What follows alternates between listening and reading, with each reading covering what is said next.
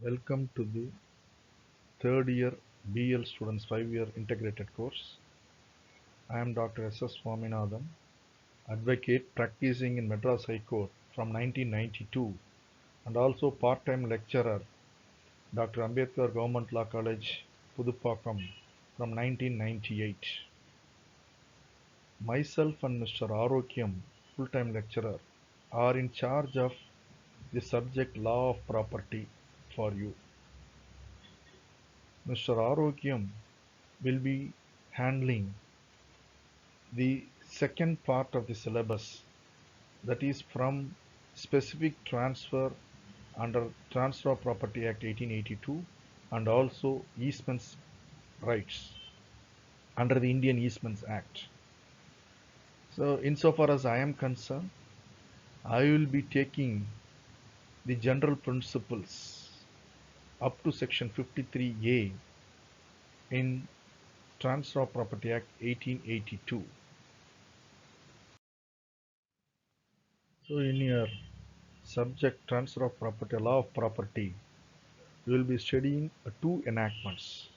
One is Transfer of Property Act 1882 and another enactment is Indian Easements Act 1882.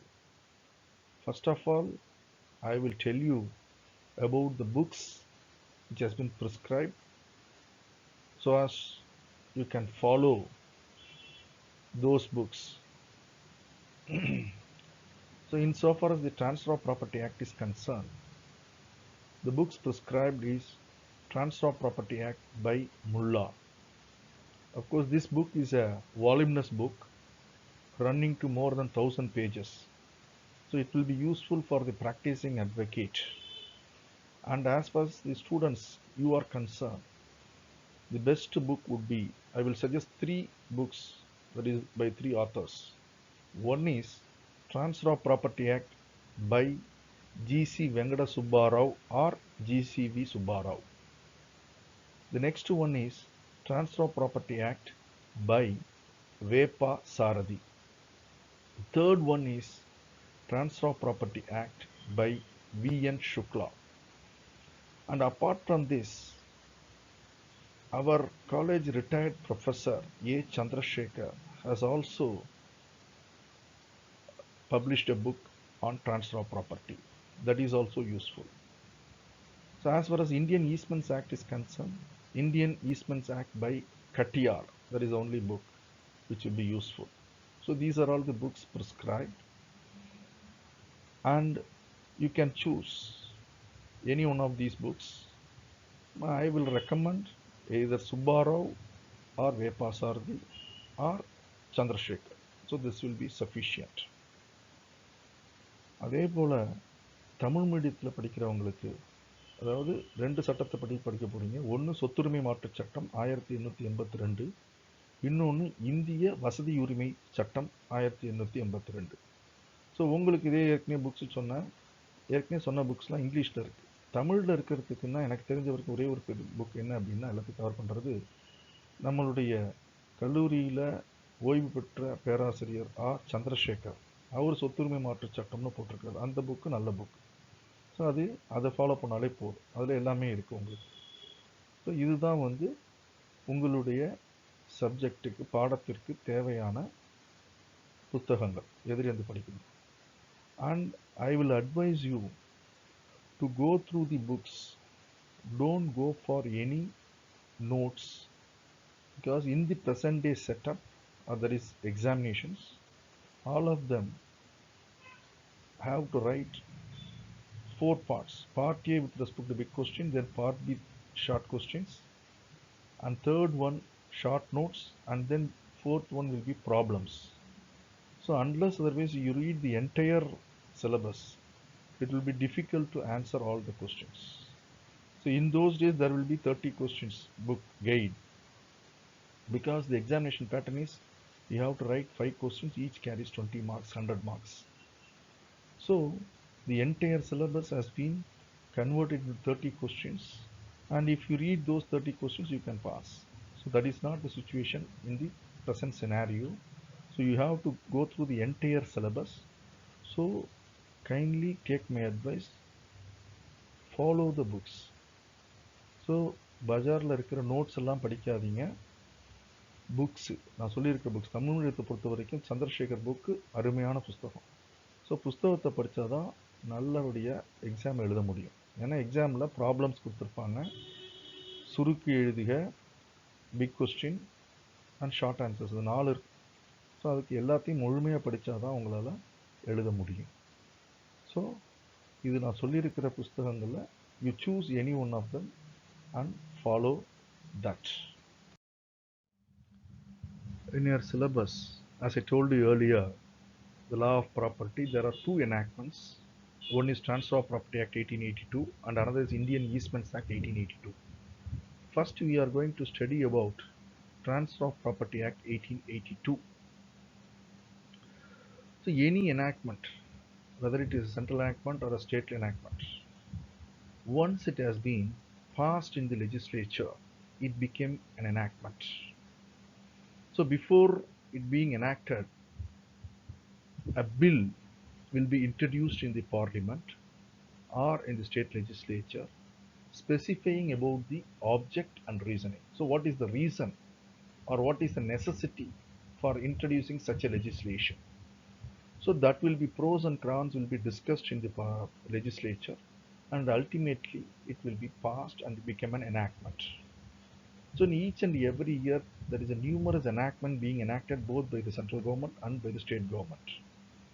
So whenever they are enacting the enactment, they will be giving a serial number. So say for example, in a particular year, they have nearly about 20, 30 enactments which has been enacted. So they will, what is the first enactment enacted starting from January? They will giving the serial number. So likewise, as far as this enactment which we are studying, that is Transfer of Property Act 1882 is concerned, it is the 4th enactment enacted in the year 1882. So whenever any enactment has been enacted, get the assent of the president, if in the case of central government, central enactment, and the other things by the governor. So when it get the assent, it became an enactment. So the date on which it gets the assent, it is called the date of the enactment. That is 17 to 1882 insofar as this Transfer of Property Act is concerned. It is the 4th enactment, as I already told you, in the year 1882. So the enactment which has been enacted by the legislature will not automatically come into force. So in every enactment, you can see the first enactment, it says about the nomenclature of the act, what is the name of the act, and also it says about the date of commencement, or that means when this act will come into force. Date of commencement means the date on which the act will come into force. So suppose the date on which it has been enacted, from the date itself it has come into force, then the date will be the same. Normally, when an enactment will come into force, so mere enactment is not sufficient. Thereafter, the commencement of that act has to be as relates to the date on which it has been published in the Gazette notification notifying that this act has come into force.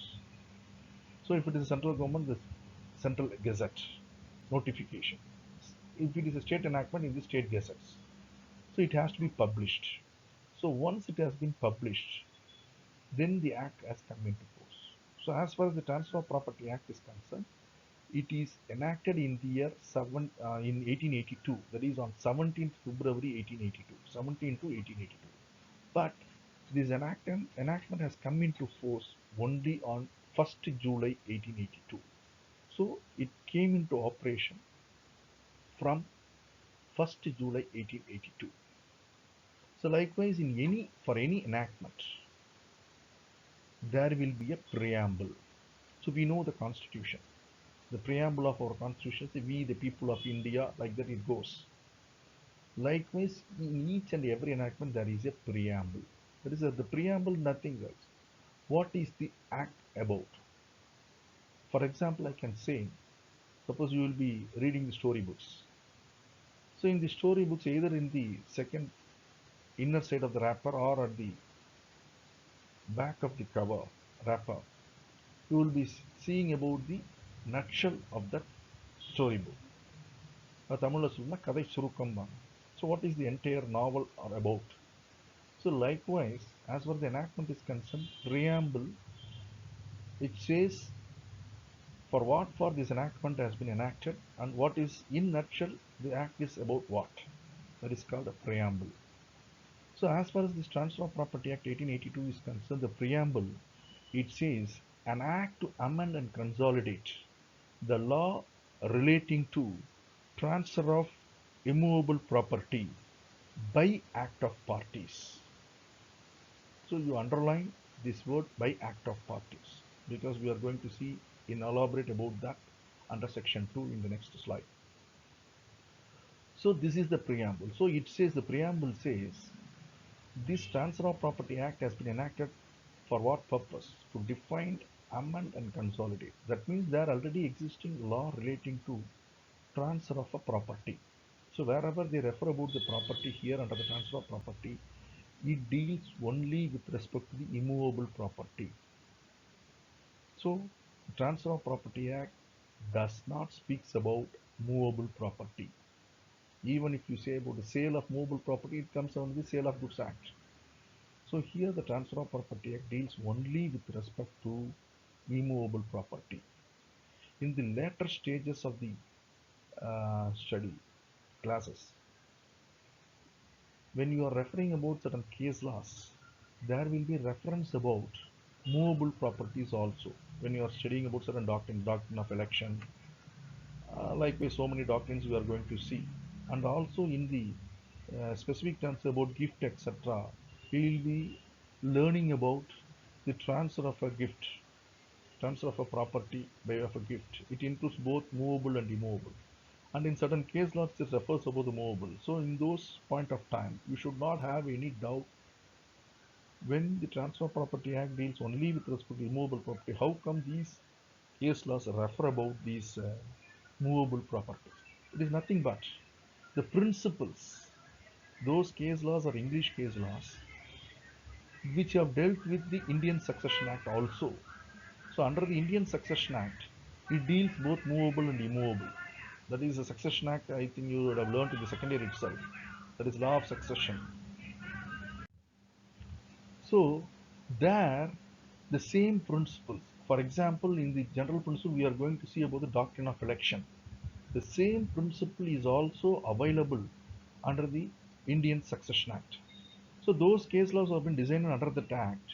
So for the purpose of understanding the principle, the same principle of doctrine of election is also available under the Indian Succession Act. To understand those principles, we will be referring about those case laws and we will be studying about those case laws under this doctrine of election in Transfer of Property Act also. So you should not have any doubt, even 0.1%, that whether the Transfer of Property Act will also deal with movable property. It is not so. Transfer of Property Act deals only with respect to immovable property. You should be very clear about that. Then under the Transfer of Property Act, you should first know the two terms, transferor and transferee.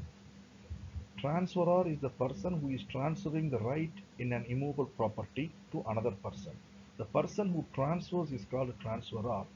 The person on whom that right vests is called a transferee. So transferor and transferee. So the depending upon the nature of transaction, the name will change. Suppose, say for example, if you take a sale, there the person who transfers the ownership, right of ownership to another person, the person who transfers is called seller or vendor.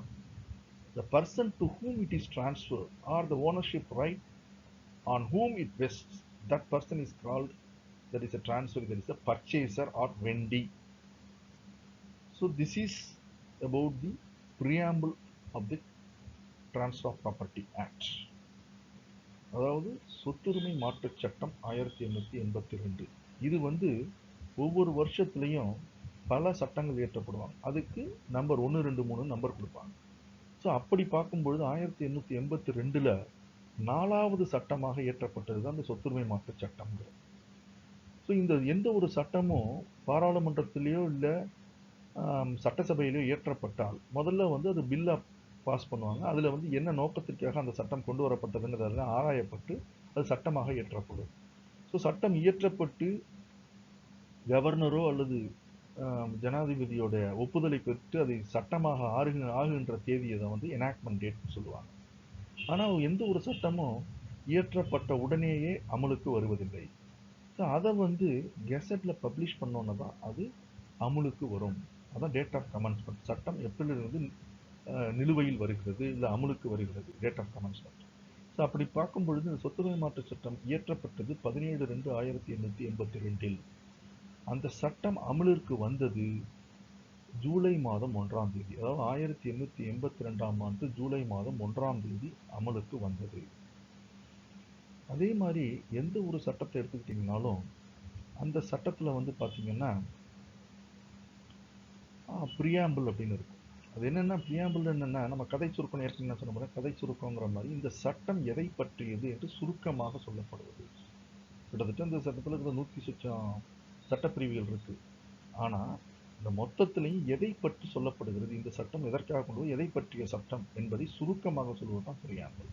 இதில் என்ன சொல்கிறாங்கன்னா, to amend and consolidate, ஏற்கனவே இருக்கின்ற சட்டங்களை திருத்தம் செய்து ஒன்று திரட்டி அதை வரையறை செய்து எது சம்பந்தப்பட்டது, உரிமை மாற்றம் செய்வது. அதாவது அசையா சொத்தின் உரிமை மாற்றம் செய்யக்கூடியது. அதுவும் என்ன பண்ணுறதுன்னா தரப்பினர்களின் செயல்பாட்டினால் உரிமை மாற்றம் நடக்கின்ற உரிமைகளை பற்றி சொல்லுவதுதான் இந்த சொத்துரிமை மாற்ற சட்டம் 1882 என்று சொல்லப்படுகிறது.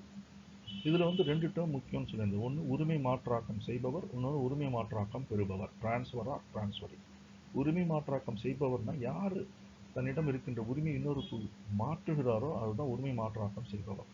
இன்னொரு உரிமை மாற்றாக்கம் பெற்றவர்னா யாருக்கு அந்த உரிமை சென்றடைகிறதோ அது உரிமை மாற்றாக்கம் பெற்றவர். ஸோ இதை வந்து ஒவ்வொரு இதுக்கும் ஒன்று மாறும். இப்போ கிரயத்தை எடுத்துக்கிட்டிங்கன்னா உரிமை மாற்றாக்கம் செய்பவர் வந்து விற்பனை செய்பவர், விற்பனையாளர், செல்லர் அப்படின்னு சொல்லுவார். அதே மாதிரி அந்த உரிமை யாருக்கு சென்றடைகிறதோ அவர்கள் வாங்குபவர். ஸோ இதுதான் வந்து சொத்துரிமை மாற்ற சட்டத்தில் முதல் சட்டப்பிரிவு 1 வந்து பிரியாம்பிள் இதை பற்றி சொல்லக்கூடியது. In the last slide, we have seen about the preamble and when the act has commenced, and also the two terms transferor and transferee. So now, under the Transfer of Property Act, how the principles have been laid down, how it has been classified or chapterized. There is chapterization. The entire Transfer of Property Act has been divided into two parts, Part 1 and Part 2. Part 1 speaks about the general principles underlying any kind of transfer of an immovable property, so which is common features available in any kind of transfers coming under the purview of the Transfer of Property Act. The Part 2, that is second part, it deals with the specific transfers. Specific transfers means each and every transfer placed under that chapter or under that part has been given a specific nomenclature of the name. So under the Transfer of Property Act, under the specific transfers, you will be learning about 6 types of specific transfers. The first one is sale, second one is mortgage, third one is lease, fourth one is gift, fifth one exchange, and the last one, sixth one is actionable claim. So these specific transfers have been given a specified name because of the special characteristic features in respect of that particular transfer is concerned. So whereas the general principles, it says about the generalized principles that may or may not be in a particular kind of transfers or particular kind of transfer of a property. The specific transfers, by virtue of existence of a specific characteristic feature, the nomenclature has been given. Say for example, the first one, sale. What is transferred under the sale is the entire right in a property vested with a person has been transferred to another person. That is a rights of 100%. 100% right has been right and interest has been transferred to another person. That is more particularly the right of ownership. The ownership right has been transferred from one person to another person. So this is called as sale. Second one, in case of mortgage. As in the case of sale, in the mortgage, not the entire right has been transferred. Entire right in a immovable property is not transferred. Only a specific right. That right is to safeguard the interest of the person who has lent money to the borrower to recover that money which has been lent to the borrower. So for that purpose, a specific right on the immovable property has been transferred to that person, that is the mortgagee. So what is the right that has been transferred? He can invoke that specific right which has been transferred, and he can bring the property for sale and recover the money irrespective of the person who is the owner at the time of invoking his interest. In other words, we can say the ownership can change from person to person. That will not affect the mortgagee, the person who has lent the money, to invoke his right and recover the money. Suppose if A is the owner of the property, he mortgages the property to B for a sum of rupees 50,000 rupees. He has not paid the interest or nothing. So B wants to recover. But in between that, what has happened? A has sold the property to C. Suppose if mortgage is not there, or the specific right or interest in the property, in the immovable property, is not transferred to B. Suppose he invoke his right to recover the, or invoke his remedy on the property, C will come forward and object, saying that I have not borrowed the money from you, so you have no locus standi to recover money or file a suit against this property, because now I am the owner of the property. That he cannot say. So the ownership may change by virtue of a specific interest in the immovable property which has been transferred to the mortgagee. He can invoke that Dighas who may be the owner of the property. So that's why the mortgagees are concerned as a secured creditors. That is, his interest has been secured. So that is the specific right. So because of that only it is called as mortgage. Likewise, in the case of lease, what is transferred is a right of enjoyment. So the lessee in the lease, lessee can only enjoy the property. The ownership of the property still lies with the lessor, that is the person who has granted the right of enjoyment to another person. Suppose a person may be having 2, 3 houses, so he can reside in only one house. So he is leasing out the another house to somebody else. So that is the person to whom the property has been leased out. So there what he transfers, he cannot enjoy the property of him. So he have the right of ownership and also right of enjoying the property. So what he is transferring under the lease is right to enjoy the property. So that right has been transferred. That's why it is called lease. In the case of gift is concerned, here is also the ownership right has also been transferred, but it has been transferred out of love and affection, but not for consideration. Whereas in the case of sale is concerned, the ownership right of ownership has been transferred on a sale consideration. There is a monetary consideration, money.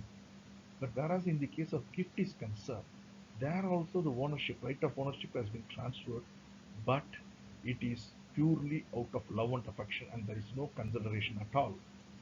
That is the reason why they have given the nomenclature gift. So whatever so far I have told are certain specific features in respect of those transfers. So that's the reason why they are called as specific transfers, and they have been given a specific nomenclature. So under the general principles, we are be learning about various doctrines, equitable principles. So all those things we'll be learning in the general principles. Under the specific transfers, as far as these 6 transfers are concerned, we will be learning about the rights and liabilities and the characteristic features of such a kind of transfers and the other principles governing such kind of transfers. All these things will be learning under these two categories. அதாவது சொத்துரிமை மாற்றுச் சட்டம் அந்த சட்டத்தை என்ன பண்றாங்க, 2 பகுதியா பிரிக்கிறாங்க. ஒண்ணு பொது விதிகள் பார்ட் 1ல, பார்ட் 2ல குறிப்பிட்ட வகையான உரிமை மாற்றம்னு பிரிக்கிறாங்க. பொது விதிகள் அப்படின்னா என்னன்னா, ஜெனரல் பிரின்சிபிள்ஸ் அப்படின்னா என்ன அப்படின்னா, பொது விதிகள் என்னன்னா, எந்த ஒரு உரிமை மாற்றமாக இருந்தாலும் அது எல்லாத்துக்கும் பொருந்தக்கூடிய பொதுவான விதிகள் என்ன அப்படிங்கிறது எல்லாத்தையும் பற்றி பார்க்க போகிறது தான் பொது விதிகள் அப்படிங்கிறத ஜெனரல் பிரின்சிபிள்ஸ் நம்ம பார்க்க போகிறோம். ஸோ அதில் பல்வேறு வகையான தேர்ந்து கொள்ளல் விதி, அப்புறம் வந்து டாக்டரின் ஆஃப் டிஸ்பெண்டன்ஸ், இந்த நிறைய விதிகளை நம்ம பார்க்க போகிறோம். இது பொது விதிகள். குறிப்பிட்ட உரிமை மாற்றங்கள் அப்படின்னா என்ன அப்படின்னா, நம்ம சொத்துரிமை மாற்ற சட்டத்தில் மொத்தம் 6 விதமான குறிப்பிட்ட வகையான உரிமை மாற்றங்கள் தான் பார்க்கணும். ஒன்று கிரயம், அடைமானம், குத்தகை, கொடை, எக்ஸ்சேஞ்ச், ஆக்ஷனபிள் கிளைம். இந்த 6 தான் பார்த்தோம். ஸோ இது 6க்கு என்னன்னா, ஒவ்வொன்றுக்கும் ஒவ்வொரு பெயர். கிரயம் அப்படின்னு ஏன் கொடுத்தாங்கன்னா, அந்த கிரயம் என்ற வகைப்படுகின்ற குறிப்பிட்ட வகையான உரிமை மாற்றத்திற்கு என்ற சிறப்பான குறிப்பான குணாதிசயங்கள் இருக்கு. ஸோ அந்த குணாதிசயங்கள் மற்ற வகையான உரிமை மாற்றத்தில் இருக்காது. ஸோ அதனால தான் அதற்கு பெயர் கிரயம் என்று வரப்பட்டது. எப்படின்னு பார்த்தீங்கன்னா, கிரயம் என்பதில் வந்து உடைமை உரிமையை உரிமை மாற்றம் செய்தால், ஸோ ஒருவரிடம் இருக்கின்ற அனைத்து வகையான 100% உரிமையை இருக்கின்ற உரிமையை மற்றொரு கொடுப்பதில் வந்து கிரயத்தில் அதில் வந்து பணத்திற்காக மறுபயனாக, பணத்தை மறுபயனாக வைத்து உரிமை மாற்றம், அனைத்து வகையான உடைமை உரிமையும் சேர்த்து உரிமை மாற்றம் செய்வது கிரயம் எனப்படும். இது கிரயம். அடைமானம்னு பார்த்தீங்கன்னா, ஒரு சொத்தில் இருக்கின்ற குறிப்பிட்ட வகையான உரிமை. என்ன குறிப்பிட்ட வகையான உரிமை அப்படின்னு பார்த்தீங்கன்னா, அந்த குறிப்பிட்ட வகையான உரிமை என்பது அவர் கடன் கொடுத்த தொகையை வசூல் செய்வதற்கு அந்த சொத்தின் மேல் அவர் சட்ட ரீதியான நடவடிக்கை எடுப்பதற்கான உரிமையை உரிமை மாற்றம் செய்வது. இதுதான் வந்து அடைமானத்துல வரும். அதே மாதிரி பார்த்தீங்கன்னா, குத்தகைன்னு பார்த்தீங்கன்னா, அனுபவிக்கின்ற உரிமையை மற்றொருவருக்கு மாற்றம் செய்து கொடுப்பது. அதுதான் அனுபவ உரிமையை மற்றவருக்கு மாற்றி கொடுப்பது தான் வந்து கொடை எனப்படும். சாரி, குத்தகை எனப்படும். கொடையில பார்த்தீங்கன்னா, கிரயத்துக்கு கொடைக்கும் உள்ள ஒரே வித்தியாசம் என்னன்னா, மறுபயன். அதில் கன்சிடரேஷன் இங்கிலீஷில் சொல்லுவோம். மறுபயன் என்பது பணத்தை மறுபயனாக வைத்து உடைமை உரிமையை மாற்றம் செய்வது கிரயம். அன்பு மற்றும் பாசத்தின் அடிப்படையில் உடைமை உரிமையை உரிமை மாற்றம் செய்வது கொடை. ஸோ இதுதான். ஸோ ஒவ்வொரு வகையான உரிமை மாற்றத்திற்கு தனியான குறிப்பிட்ட வகையான குணாதிசயங்கள் இருக்குது. அதன் அடிப்படையில் ஒவ்வொன்றுக்கும் ஒவ்வொரு பெயர்கள் சூட்டப்படுகிறது. இதுதான் குறிப்பிட்ட வகையான உரிமை மாற்றங்கள். ஸோ நம்ம வந்து சொத்துரிமை மாற்றுச் சட்டத்தில் பொது விதிகளையும் குறிப்பிட்ட வகையான உரிமை மாற்றங்களையும் பார்க்க போகிறோம். குறிப்பிட்ட வகையான உரிமை மாற்றங்கள்லாம் நான் சொன்ன அந்த 6 உரிமை மாற்றங்களை பற்றி பார்க்க போகிறோம். அதில் வந்து அதனுடைய குணாதிசயங்களை படிக்க போகிறோம். அதேமாரி அதில் வந்து உரிமை மாற்றம் செய்பவர், உரிமை மாற்றம் பெறுபவர், இவர்களுடைய உரிமைகள், கடமைகள், இது எல்லாத்தையும் அதில் படிக்க போகிறோம் நம்ம. ஸோ இது வந்து இன்ட்ரோடக்ஷன். இது வரைக்கும் உள்ளதுதான் இன்ட்ரோடக்ஷன். இதுக்கு அப்புறத்துலேருந்து நம்ம வந்து அடுத்த கட்ட பார்க்க போகிறோம்.